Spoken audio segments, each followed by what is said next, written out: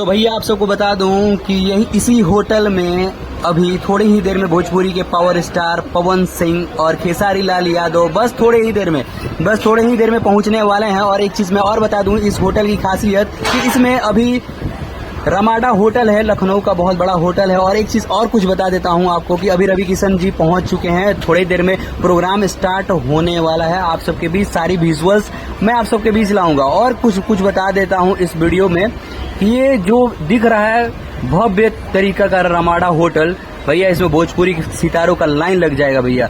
पूरे super stars आ रहे हैं और सारे देखिए आप रमाडा होटल को बहुत अच्छे से देख रहे हैं। बहुत ही लखनऊ का बहुत बड़ा होटल है, इसमें भोजपुरी के तमाम कलाकार खेसारी लाल यादव, पवन सिंह, रवि किशन, रितेश पांडे, बहुत सारे लोग आ रहे हैं। तो आप सब बने रहिएगा इस चैनल पे। धीरे सब वीडियो आप सबके बीच आएगा और आप सब इस चैनल पर बने रहे। अभी कहा जा रहा है कि मोबाइल अलाउ नहीं है, कैमरा अलाउ नहीं है, लेकिन हम लोग कुछ देखेंगे कैसे आप सबके बीच लाएं, लेकिन लाएंगे जरूर। तो आप सब बने रहिए चैनल पे।